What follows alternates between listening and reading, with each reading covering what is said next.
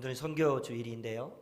저희 교회가 선교 후원하고 있는 곳은 국내 학원 선교, 또 군복음화 선교, 또 국내 미자립 교회, 또 선교를 감당하고 있는 기관, 그리고 해외에서 선교하고 있는 귀한 우리 선교사님들을 후원하면서 그렇게 저희 교회는 하나님의 선교에 동참하고 있습니다. 그 중에 선교 기관 중에 모퉁이돌 선교회라고 하는 선교 단체가 있습니다. 저는 26살 때 이 선교단체를 처음 알게 되었고 아주 귀한 일들을 하고 있다는 것을 그때 경험하게 되었습니다. 모퉁이돌 선교회는 구체적으로 하는 많은 여러 사역들 중에 가장 중요한 사역은 성경 보급하는 일을 하고 있습니다. 중국의 지하교회 또는 극우 강경 이슬람 지역에서 성경이 읽혀지지 못하고 있을 때 그들에게 성경을 보급하는 일을 하고, 그리고 북녘 땅에 있는 지하교회 성도들에게 성경을 보급하는 일을 합니다. 실제로 북한에 성경을 전달하다가 당국자들에게 발각되어서 갖은 고문을 겪으시다가 손발에 큰 장애를 입으신 선교사님들이 있는가 하면, 어떤 선교사님들은 갖은 고초를 겪으시다가 순교를 당하신 분들도 더러 있으십니다. 이분들은 지금 우리가 읽고 있는 이 성경처럼 이렇게 창세기부터 요한계시록까지 한 본으로 되어 있는 성경을 전달하지는 못합니다.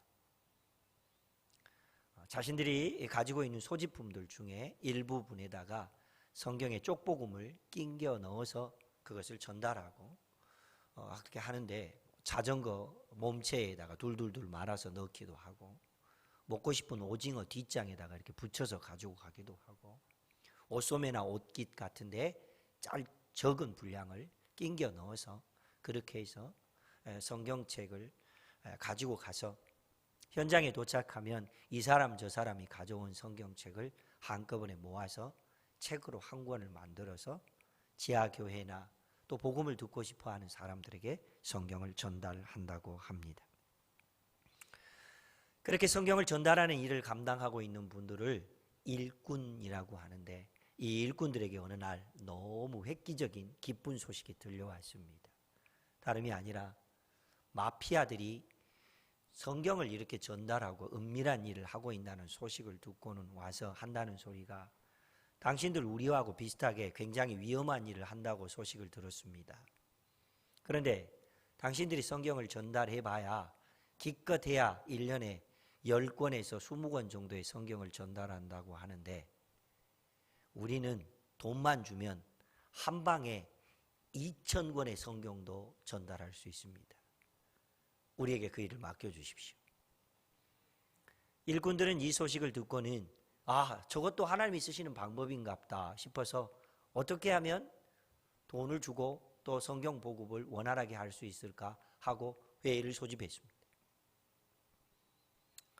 마피아들의 제안에 대한 내용을 이야기하고 있을 때에 선교단체의 리더가 되는 한 분이 이렇게 말했다고 합니다. 없었던 일로 합시다.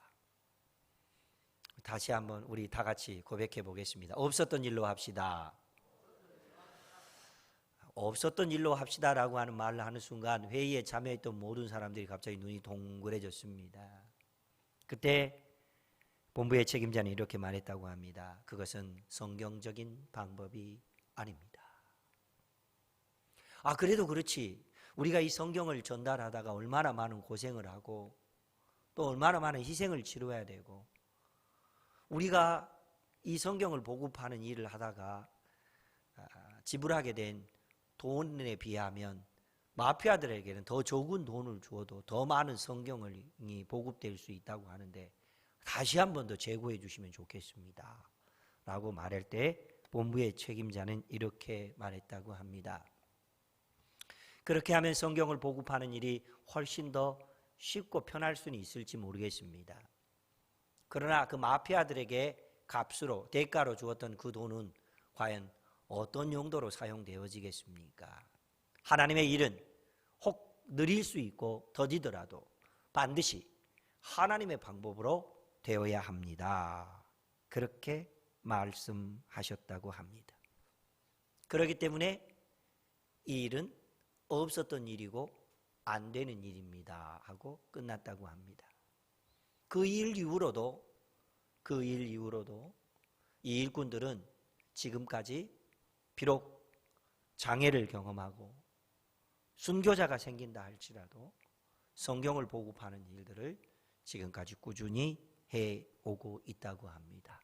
저희 교회에서는 이인규 장로님이 섬기시는 절제구역에서 특별히 이 모퉁이돌 선교회를 후원하고 있습니다. 사랑하는 성도 여러분, 길다고도 말할 수 있겠지만은 살아본 어른들은 다 이렇게 말하더군요. 인생은 짧다. 짧은 인생을 살아가는 동안 우리는 세상적인 방법, 더 편한 방법 혹은 사단의 방법에 늘 유혹을 당하고 삽니다. 그럴 때 우리는 그 유혹을 이겨내야 합니다. 세상적인 방법으로 이루어지는 성공은 엄밀히 말하면 성공이라고도 말하기도 부끄럽고 그 가치는 영원하지도 않을 뿐만 아니라 하나님 앞에 서는 날 오이는 큰 부끄러움을 당할 수도 있기 때문입니다. 그러므로 하나님께서는 사도 바울을 통하여서 우리가 하는 모든 일들이 하나님 앞에 부끄럽지 않고 하나님이 주신 진정한 기쁨을 맛볼 수 있도록 영적인 비결을 알려주셨습니다. 말씀 로마서 12장 2절 말씀 이렇게 하라고 당부하고 있습니다. 하나님 말씀을 함께 읽습니다. 같이 읽겠습니다. 너희는 이 세대를 본받지 말고 오직 마음을 새롭게 함으로 변화를 받아 하나님의 선하시고 기뻐하시고 온전하신 뜻이 무엇인지 분별하도록 하라. 아멘. 내 방법이 좋은 것이 아니고 내가 편하게 여기는 것이 좋은 방법이 아니고 하나님의 선하시고 기뻐하시고 온전하신 뜻을 이루어 드리는 것이 하나님이 원하시는 것임을 믿고 살 수 있기를 주의 이름으로 축복합니다. 오늘 말씀의 제목은 주님 손에 쓰임 받으려면, 함께 고백해 봅니다. 주님 손에 쓰임 받으려면.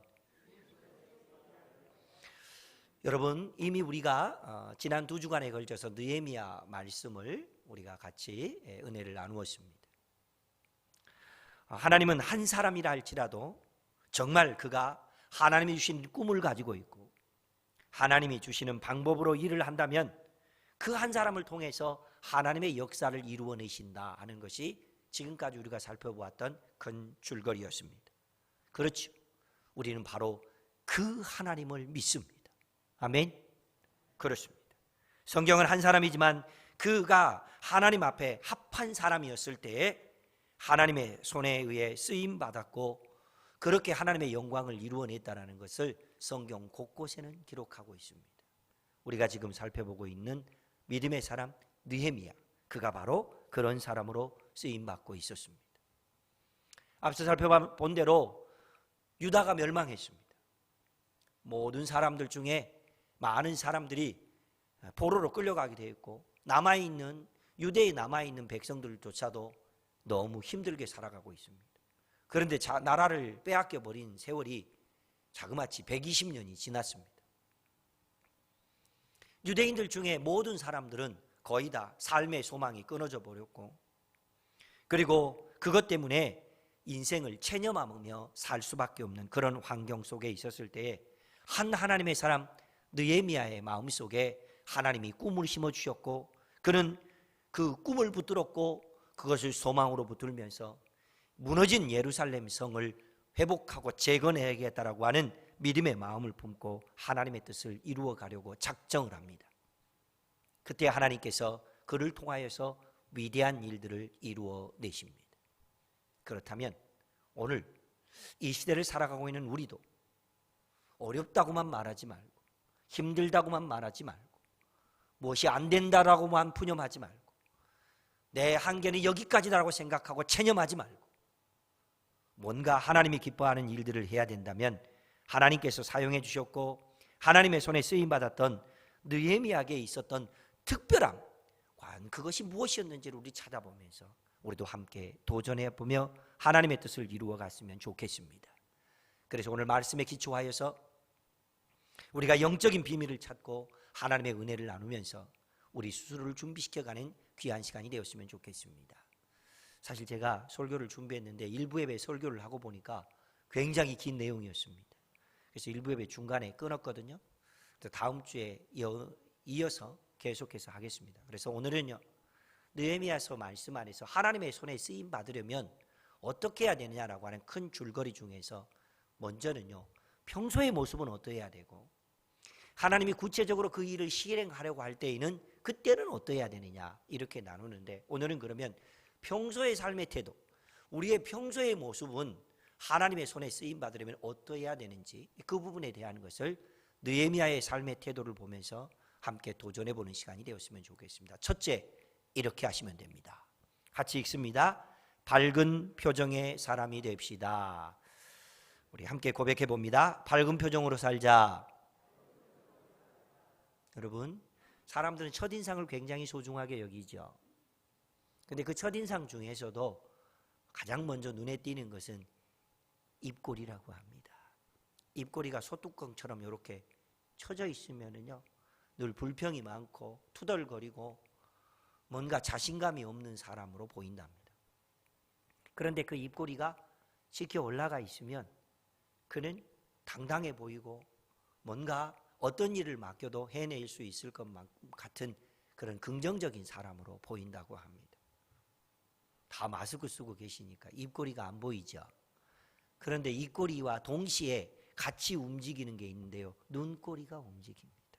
자, 옆에 사람하고 한번 얼굴 보시고 그 사람의 첫인상이 평소에 밝은 모습이었는지 아니었는지 한번 보시기 바랍니다. 보시죠. 저 보지 마시고. 이상하대요. 방금 전까지 굉장히 심각하게 앉아 계시다가 내가 옆 사람 보자고 그러면 그때 동시에 갑자기 평소에 밝은 표정의 사람이 하나님이 보시기에도 기쁨의 사람이고, 사람들도 그렇게 밝은 표정의 사람을 볼 때에 그 사람에게도 일도 맡기고 싶고 그 사람과 함께 일도 하고 싶고 그 사람이 주고 있는 기쁨의 에너지 때문에 자신도 기쁨을 얻는 것, 그런 것이 밝은 표정의 사람입니다. 그런데 오늘 1절 말씀을 보니까 아닥사스다 왕 제20년 니산월에 왕 앞에 포도주가 있기로 내가 그 포도주를 왕께 드렸는데 이전에 내가 왕 앞에서 수심이 없었더니, 수심이라고 하는 말의 뜻이 무슨 뜻이죠? 수심은 마음에 무거운 짐이 있다, 또는 괴로워하는 마음이다, 그런 뜻이죠. 그런데 지금까지 느헤미야는 왕 앞에서 한 번도 수심이 있는 사람이 아니었다라고 성경은 기록하고 있습니다. 이 상황은 느헤미야는 오랜 기간 왕 앞에, 왕 곁에 있으면서도 슬픈 표정을 지으거나 수심이 있는 사람이 없었습니다. 여러분, 아침이면 모두 다 함께 다 거울을 한 번쯤 보지 않습니까? 그래서 왠지 자기 스스로의 얼굴이 자기의 어떤 삶에 대해서 좀 뭔가 만족스럽지 못하면 어떻게든지 밝은 표정을 지어보기 위해서 애를 씁니다. 중요한 것은 내가 본 내 모습이 밝은 표정이다, 그건 중요하지 않습니다.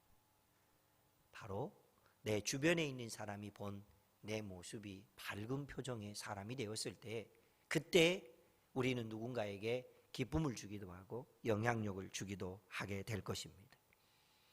여러분, 부부지간에 혹시 남편 입장에서 아내를 보면 늘 산소 같은 사람으로 보입니까? 반대로 아내 입장에서 남편을 보면 듬직한 산 같은 사람으로 보입니까? 마음이야 그렇게 되고 싶겠지만은 내 남편이나 아내가 나를 그렇게 보고 있지 못하다면 우리의 표정에서는 문제가 있는 것입니다. 느헤미야는 자신이 볼 때도, 왕이 느낄 때도 평소에 걱정이나 그런 근심이 없는 사람이었습니다. 그런데 지금은 걱정이나 근심이 있는 사람입니다. 어제는 저에게 아주 특별한 어떤 일이 있었습니다. 설교가 이미 목요일 날 다 준비해 놓은 설교인데 어제 있었던 일입니다. 어제 우리 심상현 목사님 결혼식이 있어서 예식 순서로 제가 기도 순서를 맡았거든요. 기도를 하고 예식이 끝나고 난 다음에 나오는데 한 번도 본 적도 없는 한 여성분이 저를 보면서 막 되게 반가워하면서 막 인사를 하는 거예요. 그러면서 이렇게 말하더군요. 목사님 첫인상이 너무 좋아요. 아니 왜 목사가 첫인상 좋다니까 기분이 꿀꿀하십니까? 그러면서 하시는 말씀이 목사님 기도하시는 기도가 참 은혜가 되네요. 목사가 기도한 은혜가 된다는데 별로 반가워하지 않으시네요. 제 모습 속에서 처음 만났던 그분에게 밝은 표정의 사람으로 살고 있는 모습이 비춰 보였다는 것, 그것이 너무 감사했습니다. 그리고 멀리 고흥에 저희 큰형님의 딸이면서 그 딸의 남편인, 이게 저에게는 조카 사이죠. 조카 사이도 목회를 하고 있는데 작년에 부임을 해서 어제 임식식과 함께 위임식을 했습니다. 너무 멀어서 뭐 가볼 수 있는 상황은 못 돼서 또 여러 가지 교회 목회적인 일도 있고 그래서 못 가고 저녁에 일과를 마치고 난 다음에 못 가봐서 미안하고 또 목회하시는데 힘을 얻으시라고 뭐 여러 얘기를 좀 했습니다. 그때 이 조카가 저보고 하는 이야기, 작은아버지는 내가 볼 때 늘 밝은 표정이고 웃는 모습인데 어떻게 그렇게 하실 수 있어요? 저에게 그렇게 말해주더군요. 그래서 제가 이렇게 말했습니다. 아니야, 나도 기분 나쁘고 꿀꿀할 때는 화도 내. 그렇게 말했습니다. 여러분, 주변에 있는 사람들에게 여러분은 어떤 사람으로 비춰 보이십니까? 밝은 표정의 사람, 아니면은 늘 불평이 있거나 불만이 많은 사람, 어떤 사람으로 보이십니까? 그렇다면 이렇게 생각해 볼까요? 여러분, 누구하고 함께 일하고 싶습니까? 그렇습니다. 환경이 어떠하든지 상황이 어떠하든지 우리는 내 안에 계신 예수님 때문에 기뻐할 수 있어야 합니다. 그래서 바울 사도는 내 안에 계신 예수님 때문에 기뻐해야 된다라고 하는 영적인 가르침을 이렇게 말하고 있죠. 함께 해봅니다. 항상 기뻐하라. 그렇습니다. 우리는 내가 다른 사람이, 내 주변에 있는 사람이 밝은 표정의 사람이 되기를 원하는 것처럼 나 또한 다른 사람에게 내 안에 계신 예수님 때문에 항상 기뻐하고 밝은 표정으로 살고 누군가에게 기쁨을 줄 수 있는 믿음의 사람으로 살아갈 수 있기를 주의 이름으로 축복합니다. 두 번째, 평소에 내 삶의 모습이 밝은 표정이 있는지를 돌아보았다면 두 번째 우리가 살펴볼 것은 이것입니다. 함께 해봅니다. 기도를 습관화합시다. 다시 한번 해봅니다. 기도를 습관화하자. 왕은 느헤미야를 보고 깜짝 놀랐습니다. 평소에 그렇지 않는 사람이 수심이 있으니까 정작 느헤미야보다 그 모습을 지켜보고 있었던 왕의 마음이 너무 다급한 거예요.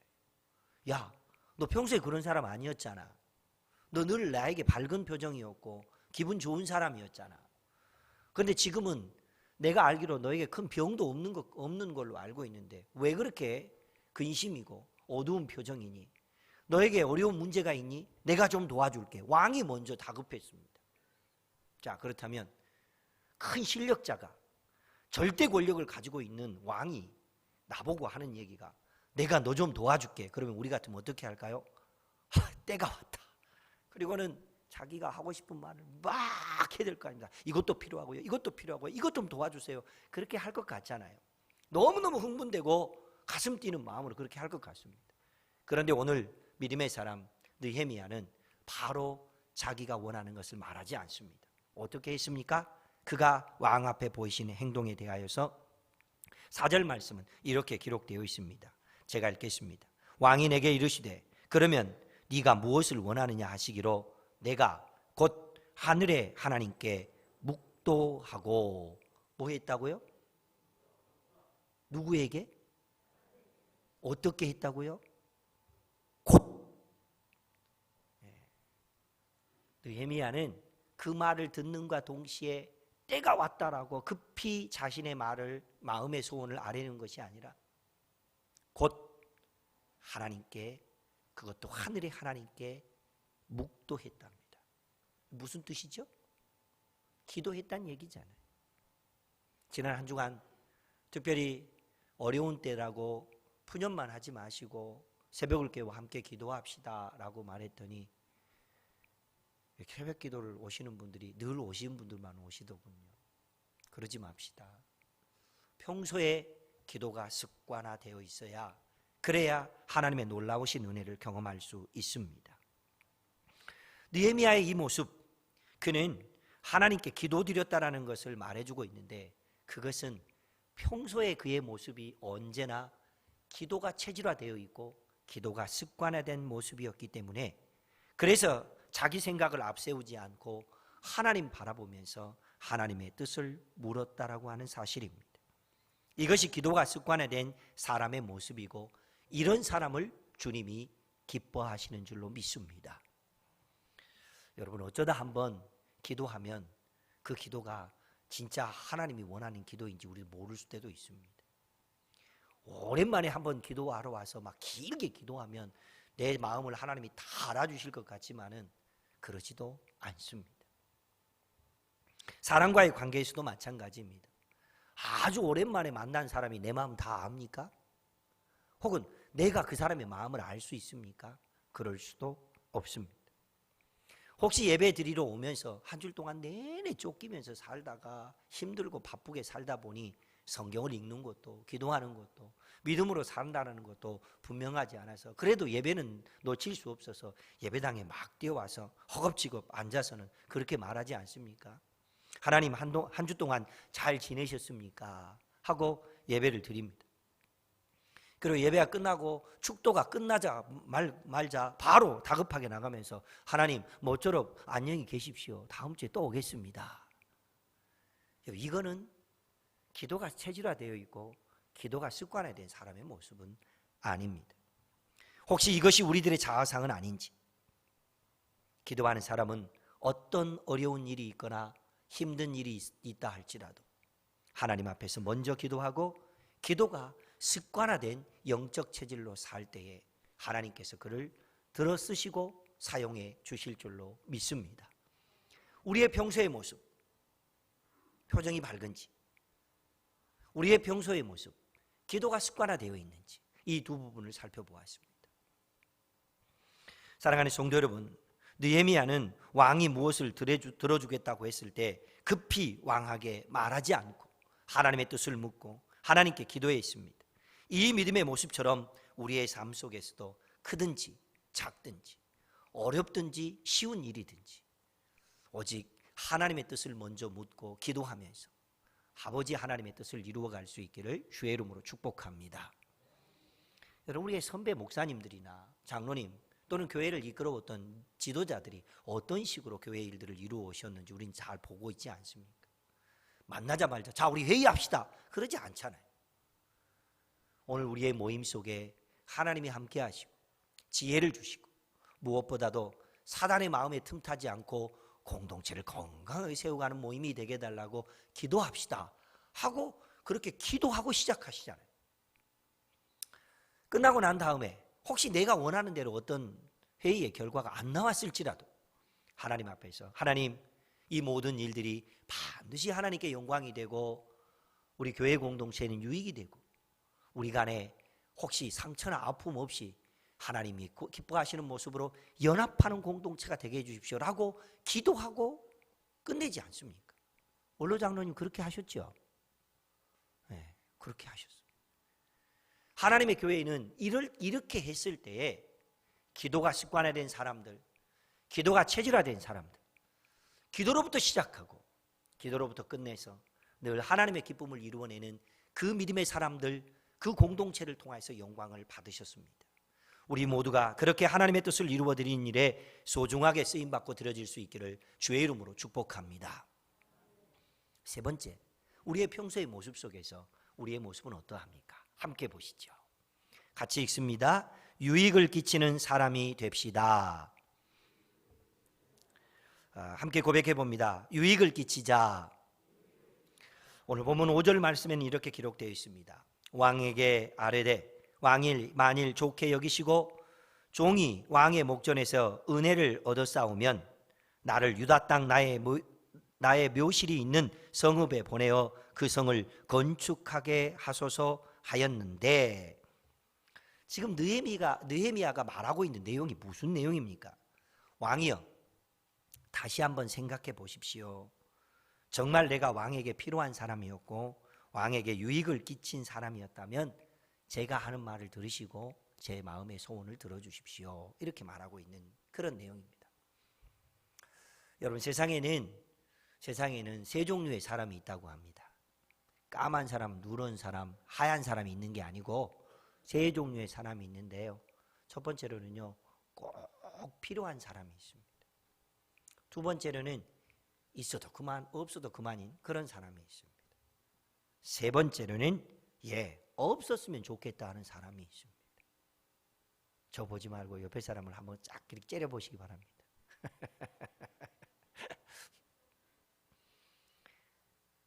바라기는 우리 모두 다 있어도 그만, 없어도 그만 그런 사람 아니고, 없었으면 좋겠다 그런 사람 아니고, 정말로 필요한 사람, 유익한 사람이 되어야 할 줄로 믿습니다. 그렇다면 느헤미야가 왕이시여 나에게 이런 게 필요합니다라고 말하니까 왕이 그래 알았다 갔다 와 바로 그렇게 말했죠? 아니요. 6절 말씀에 큰 비밀이 들어있습니다. 그는 이렇게 말하고 있습니다. 네가 몇 날에 다녀올 길이며 어느 때 돌아오겠느냐. 뭔 뜻이죠? 느헤미야, 넌 평소에 나와 이 왕실에 굉장히 도움이 되고 유익한 사람이었다. 네가 만약에 없으면 우리는 굉장히 곤란한 처지가 될 수도 있다. 그런데 멀리 자그마치 1300km나 되는 멀리 있는 예루살렘까지 갔다 와야 된다고 하는데 그것을 갔다 오기까지의 기간이 얼마나 되겠으며 너는 가서 또 언제 돌아올래? 이렇게 묻고 있는 내용입니다. 다시 말하면 너는 나에게 이렇게 유익한 사람이 없는데 네가 없는 이 왕실에서의 나의 생활은 굉장히 곤란해질 것 같아. 그러니 기한 정해놓고 반드시 그 기한 지키고 일 마치거든 곧바로 와라. 그런 얘기지 않습니까?